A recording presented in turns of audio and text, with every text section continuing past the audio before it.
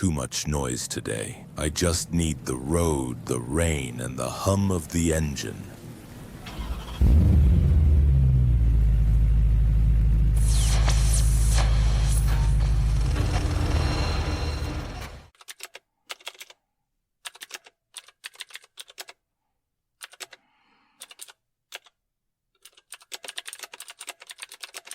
Have you ever felt like there's a part of you don't really understand?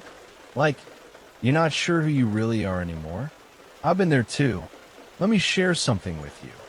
Maybe it'll help you see things a little clearer. There was a time in my life when I thought I had to control everything around me just to feel okay inside. I believed that if I could just manage how people treated me, avoid conflict, stay productive, keep everything in place, I'd be safe. I didn't think of it as fear. I called it being responsible. I called it being strong. But honestly, it was exhausting. Every time something didn't go as planned, even something small, it felt like a personal failure. If someone spoke sharply to me, I'd carry it around for hours, sometimes days, replaying in my mind, wondering what I did wrong or how I should have responded differently. I couldn't let anything go. It was like my peace was a hostage to whatever the world decided to throw at me. And the worst part, I thought that was normal. Everyone I knew seemed to live that way, tightly wound, constantly managing some invisible pressure. I figured that's just what adulthood looked like. You armored up, stayed alert, tried to outsmart discomfort before it found you. But eventually, something inside me began to crack. Not in a dramatic way, more like a slow leak. A kind of quiet fatigue that made me question, why am I always bracing for impact? Why does my peace depend so much on people, situations, outcomes, all things I can't really control? It didn't come with answers at first, just more questions. But those questions wouldn't let me go. I started noticing other people more closely, how they responded to life. Some of them had this stillness, not fake calm, not the kind you put on for appearances, but a real inner steadiness. Even when things went wrong, and they didn't flinch the same way I did. They didn't get hooked. I remember one friend in particular. She had just lost her job and was sitting across from me sipping tea like it was any other Thursday. I asked her how she was so calm. She looked at me, smiled softly, and said, "Because I've stopped outsourcing my peace." That hit me like a brick. Outsourcing my peace. That's exactly what I'd been doing. Every day, for years, I'd handed my emotional state to traffic jams, emails, passive-aggressive texts, unresolved childhood wounds I never looked at, and the never-ending hustle to be enough. And no matter how hard I worked at keeping things under control, peace always felt temporary, conditional, like I had to earn it, and even then, it could be taken away at any moment. What no one told me, what I had to learn the hard way, is that peace isn't something you control. It's something you reclaim, not from the world, but from yourself. From the parts of you that still believe you're not safe unless everything goes your way. From the belief that you have to fight or flee every time life pushes back. I didn't need more self-discipline. I needed self-compassion. I didn't need to toughen up. I needed to soften where I'd gone numb. And that shift didn't happen overnight. Honestly, it started with the simplest but hardest realization. I don't have to keep doing it this way. It was both terrifying and liberating. Terrifying because control had been my security blanket. Letting it go felt like walking a tightrope without a net. Liberating because for the first time, I sensed there might be a different way to live. One that didn't require me to armor up every day just to survive. So I started small. I began watching my reactions instead of justifying them.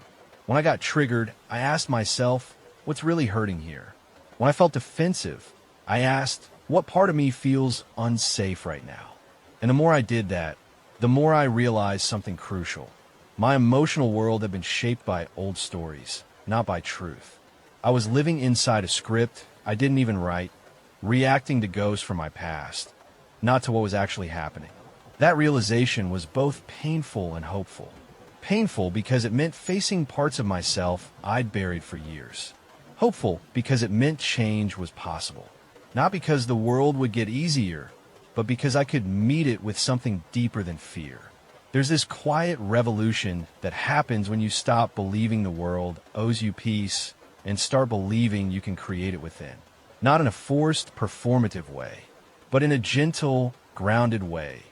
By making space for all the messy, tender, imperfect parts of yourself you've been avoiding. That's where this journey really began for me. Not with control, but with surrender. Not with fixing the world, but with finally listening to the voice inside that said, you deserve to feel safe, even when things are uncertain. And from that place, everything started to change. There's a moment, if you're paying attention, when you realize that the world you live in isn't the same world someone else sees, even if you're standing in the exact same place. You could both be in the same room, the same conversation, hearing the same words, but walk away feeling completely different things. That used to confuse me. I'd think, how can they be so calm? Didn't they hear what just happened? Didn't they feel that? But it's not about what happens. It's about how we see what happens. That realization hit me hard. For so long, I thought my emotions were a direct result of the outside world.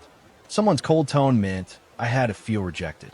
A change in plans meant I had to feel anxious. Disapproval meant I had to shrink to try harder.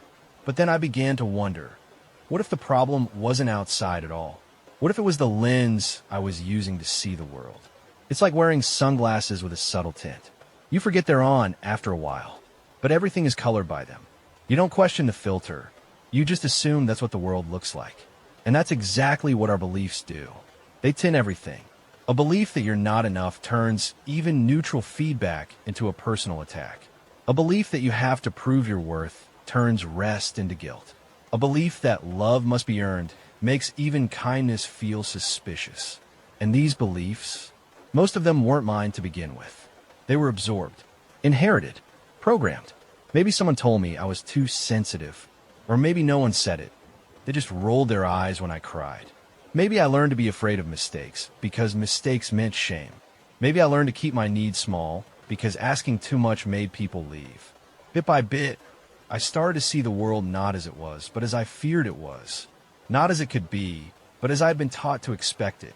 It's a painful thing, waking up to that. Realizing that you've been fighting shadows on the wall, thinking they were real threats.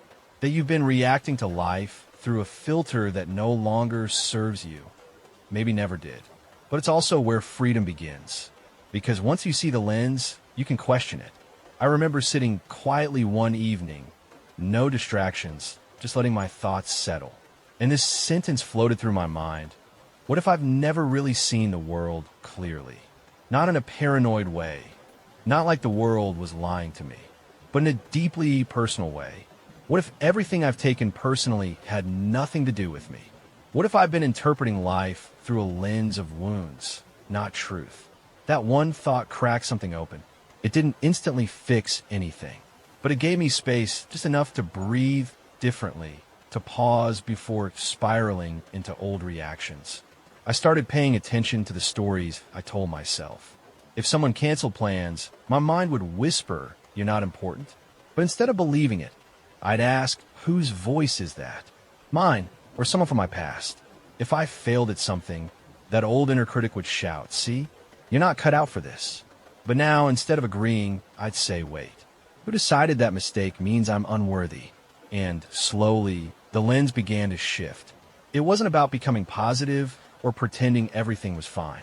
It was about becoming honest, seeing clearly, acknowledging that much of my suffering wasn't caused by life itself, but by the meaning I attached to life. That's when things really started to change. Because when you realize your perception is a choice, not a fact, you begin to reclaim your power. Not in a dramatic, motivational speech kind of way, but in quiet daily moments. Like the moment I chose not to spiral after a tense conversation, or the time I sat with discomfort instead of numbing it, or when I forgave myself for reacting from pain because I finally understood where that pain came from. I won't pretend it's easy. It's not. Some days I still slip back into old patterns. But now I know they're patterns, not who I am. That distinction changed everything. It taught me that peace doesn't come from avoiding conflict or mastering every emotion. Peace comes from recognizing that no emotion can define you unless you let it. No belief has to rule you unless you agree with it. And the moment you stop agreeing, the moment you pause and say, maybe there's another way to see this, is the moment you begin to wake up. You begin to heal. You begin to come home to yourself. One of the biggest turning points for me was realizing that my emotions weren't trying to hurt me. They were trying to help me. That might sound strange, especially if you're used to battling your feelings like I was. I used to treat sadness like a problem, anger like a threat, fear like a weakness. I'd do anything to escape them, numb them, bury them, distract myself. I thought if I could just get rid of the hard feelings, I'd finally be okay. But over time, I started to ask, what if these feelings are here for a reason? What if they're not enemies, but messages? That single question changed everything. Sadness, for example. I always thought it meant something was wrong with me, that I wasn't strong enough, grateful enough, evolved enough. But the more I listened, the more I understood that sadness wasn't punishment. It was a signal, a soft whisper that something needed to be released, an outdated hope, a false expectation, a part of me I was clinging to even though it had long since expired.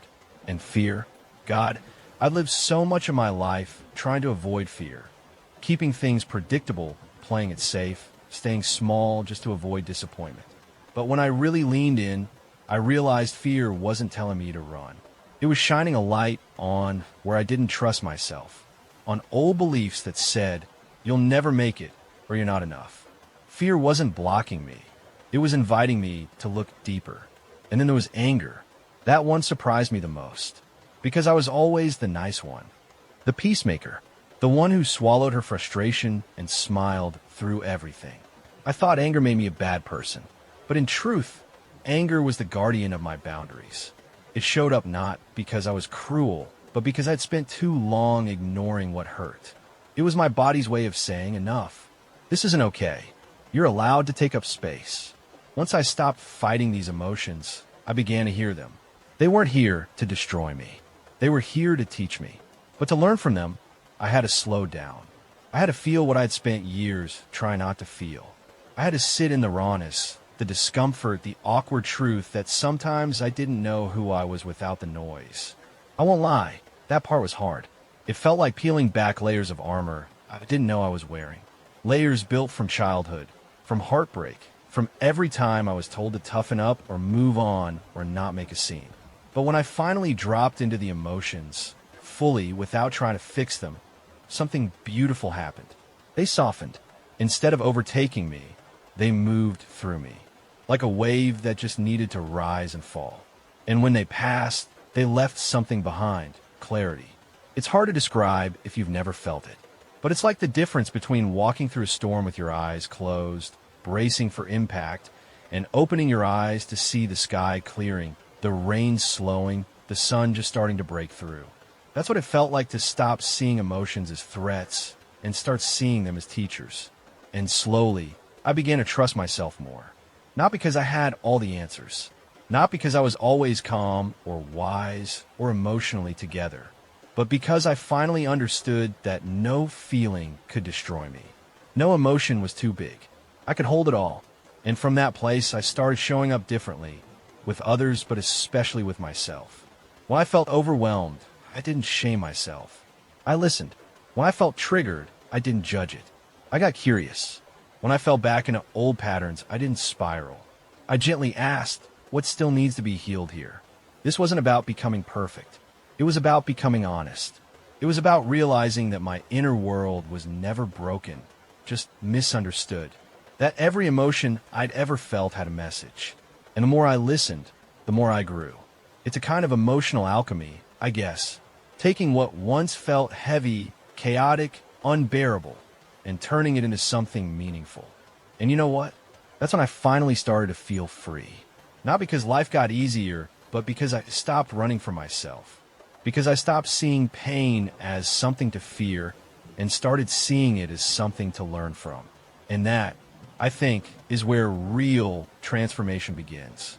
You ever notice how fast we react to things?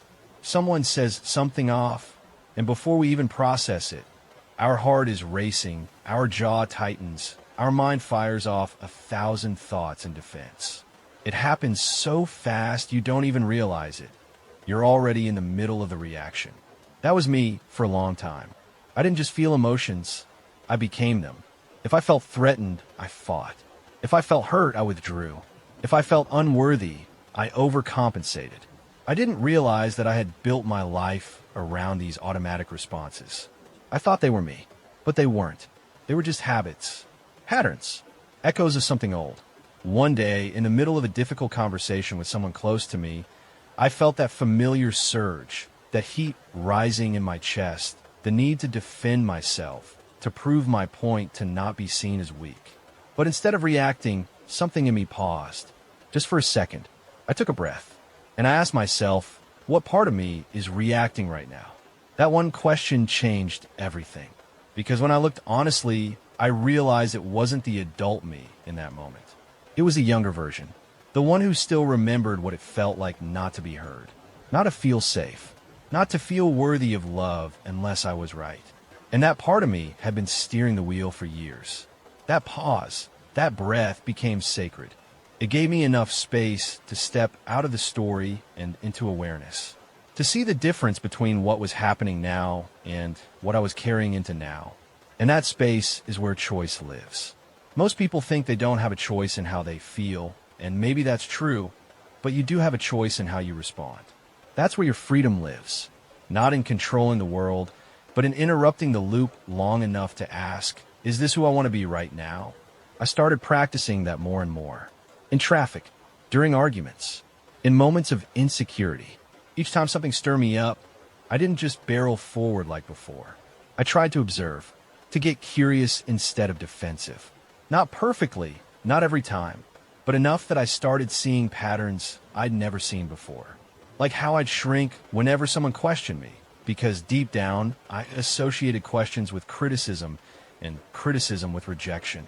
Or how I'd go cold when I felt ignored. Not because I didn't care, but because I cared too much and didn't want to feel the ache of being unseen. These patterns weren't just quirks. They were survival strategies. And they'd been useful once when I was younger, more fragile, trying to make sense of a confusing world. But I wasn't that person anymore. And those old strategies were suffocating the version of me that was trying to grow. So I began gently asking, what do I actually need right now? What would support me instead of sabotage me? And little by little, my responses began to shift. Not because I forced them to, but because I made space for something new. And that space, that pause, became a kind of inner sanctuary. It's where I started to meet myself with compassion instead of judgment. It's where I began to see that my reactions weren't flaws, they were signposts. Each one was pointing to something inside me that hadn't yet felt safe or seen or soothed. And when I could meet those places with kindness, the need to react so intensely began to fade. I still feel things deeply. I still get triggered. But now I recognize that these moments are invitations, not threats. Invitations to get curious, to explore, to heal. It's a radical act, really, choosing presence over protection, choosing to slow down instead of speed up, to feel instead of flee, to respond instead of react. And it's not about becoming someone else. It's about remembering who you were before the world taught you to defend yourself so hard. That version of you is still in there, wise, whole, and waiting. All it takes is a breath, a pause, a moment of courage. And in that moment, everything can change. There's this quiet part of you, maybe you felt it, that just watches. It doesn't rush to judge. It doesn't panic. It doesn't try to fix. It just sees. For a long time, I didn't know that part existed in me. I was so used to living in my emotions, in my stories, in my reactions. Everything felt loud, personal, urgent. I thought that was just life, that being overwhelmed was normal, that I had to feel everything all the way to prove I was alive. But then I started hearing about something Carl Jung talked about, the idea of the silent observer. This presence inside of us that simply notices. It doesn't react. It doesn't take sides. It just sits there, steady, even while everything else feels like chaos. At first, I thought that sounded cold, detached, like some spiritual bypass where you stop caring. But then, one evening I experienced it. I was sitting on my porch, watching the sky shift through that soft hour before dark. My mind was busy with 100 anxious thoughts, things I couldn't control, relationships, work, regrets. But somewhere beneath all that noise, I noticed this strange stillness. It didn't have words. It just watched. I didn't try to hold on to it. I just let it be. And for a few minutes, I wasn't caught up in the storm. I wasn't the storm. I was the sky behind it. That moment changed how I saw everything. I started practicing being with that quiet part of me more often, not escaping life, but observing it, especially in hard moments. When I got triggered, when I felt small, when I wanted to lash out or shut down, I'd ask myself, can I just watch this? Can I just notice what's happening without becoming it? It wasn't easy at first. The pull of my old patterns was strong. But the more I practiced, the more I realized that still space had always been there. I just didn't know how to find it because I was so used to reacting. That's what no one tells you about healing. It's not about never getting upset or anxious or angry again. It's about recognizing who in you is experiencing that emotion. And it's about remembering that there's a deeper you underneath it all. The one who doesn't need to prove, defend, or escape. That version of you, that's where your power is. Because once you can sit in the middle of a storm, a real one, in your life or inside you, and just watch it without letting it own you, you start to realize that peace isn't the absence of difficulty. It's the presence of awareness. And that awareness, that quiet witness, doesn't make you numb. It makes you free. It gives you options you never saw before. Instead of snapping back, you pause. Instead of collapsing, you breathe. Instead of needing to win or be right or feel safe right this second, you find a deeper kind of strength, one that doesn't need noise or validation to exist. And you know what's wild? That calm part of you, that silent observer, isn't something you have to earn. You don't have to be spiritual enough or healed enough to access it. It's already yours. Always has been. You just have to get quiet enough to hear it. When I started living from that place more often, the world didn't stop throwing curveballs.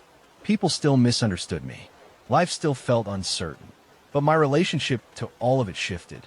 Because now, when something tried to pull me out of alignment, I could feel it. That inner center holding me steady. Like a tree with deep roots in the ground, even when the wind shakes the branches. And sure, I still wobble. I still fall into old habits sometimes. But I don't get lost in them the same way. I can find my way back. Because I know now, I'm not the chaos. I'm not the emotion. I'm the one who sees it. And that realization, it gave me a kind of peace I never thought was possible. Not because everything got easier, but because I finally remembered who I am underneath it all. I used to think my story was set in stone, like everything I believed about myself was just fact. You're not confident. You always mess things up. You're too much. You're not enough. The list went on, and I didn't even question it. These thoughts lived in the background like wallpaper, ugly but familiar. I just accepted them. But at some point, I started wondering, where did these stories even come from? Because when I looked closer, I realized they weren't mine. Not really. There were things I picked up without noticing. A careless comment from a teacher. A moment of shame in childhood. The way someone pulled away when I was being too loud, too sensitive, too honest. I took all those moments and wove them into a narrative. And then I lived inside it. That realization was heartbreaking and empowering. Because if the story I'd been living wasn't mine, if it was built from scraps of fear, misunderstanding, and old pain, then maybe I didn't have to keep living it.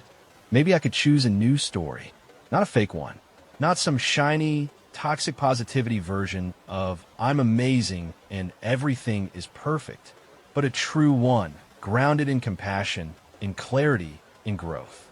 So I started small. I began listening to my inner dialogue with more awareness.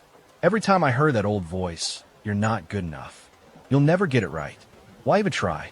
I'd pause and ask, would I say this to someone I love? And the answer was always no. So why was I saying it to myself? That's when I realized my inner world had never really been mine. It was filled with voices I never chose. And if I wanted to reclaim it, I had to start choosing. Choosing what I believed. Choosing how I spoke to myself. Choosing what I wanted to carry and what I was finally ready to put down. It wasn't about pretending. It was about remembering. Remembering that I came into this world whole.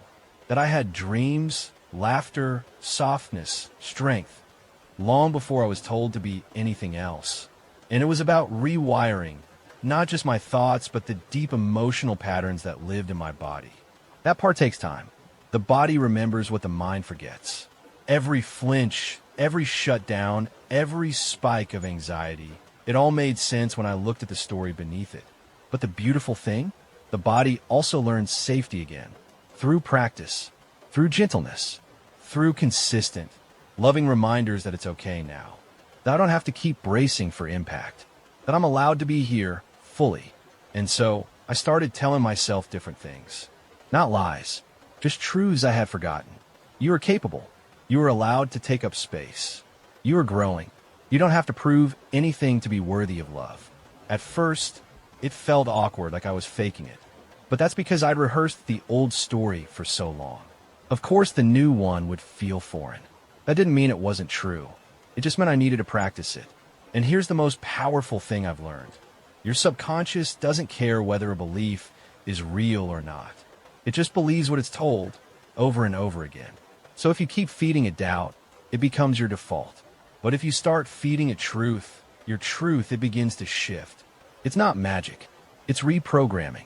It's taking back the pen and writing your own story, one thought, one breath, one moment at a time.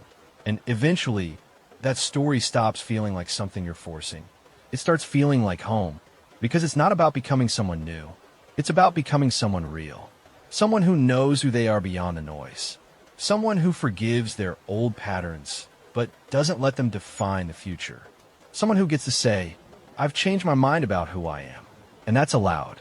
And when you do that, when you really start to live from that place, the world doesn't just look different. It feels different because now you're the one telling the story. You know, I used to think peace was something fragile. Like it could be broken by one harsh word, one unexpected event, one bad day. And for a long time I clung to peace like it was a rare moment I had to protect because it always seemed to slip away. But now I see it differently. Peace isn't something you find once and then hold on to for dear life. It's something you build from within, slowly, honestly, sometimes painfully. And once you build it from that place, it's not fragile anymore. It's not a bubble you have to guard. It's a foundation you can stand on, even when the storm comes. I think back to all the things that used to shake me. Rejection, failure, being misunderstood, losing control. Those things still happen, of course. Life hasn't stopped being life. But my relationship to those moments has changed. Because I've changed. It's not that I don't feel the sting anymore. I do. But now I know the sting isn't the end. It's just a signal. It tells me where to look, not what to believe. And maybe that's the heart of all this. Learning to stop treating discomfort as a verdict and start seeing it as information. Because every emotion, every trigger, every moment of doubt or fear or resistance, it all has something to show you. Not to shame you, but to help you grow. That's what I've come to love most about this path. It's not about escaping pain. It's about becoming someone who can meet pain with presence, who can feel everything fully without being consumed by it.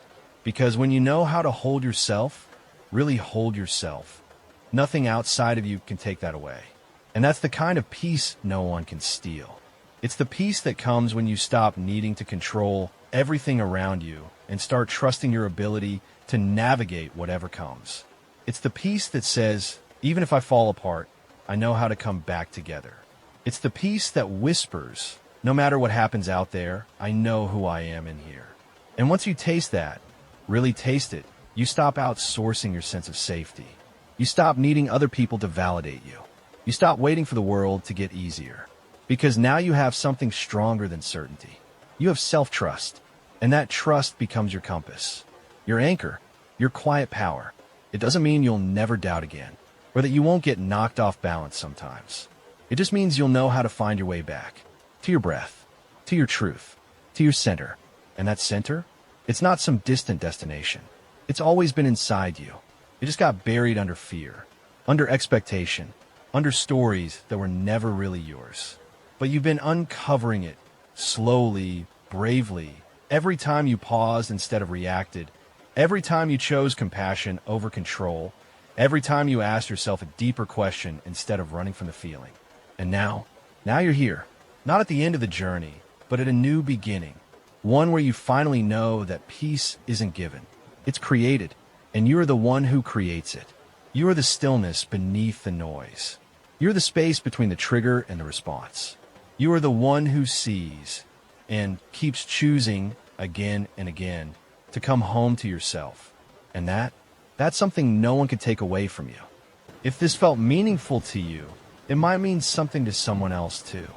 So hit like, leave a comment, or subscribe. That's how YouTube knows to share it with others. Maybe together we can help someone see things a little differently.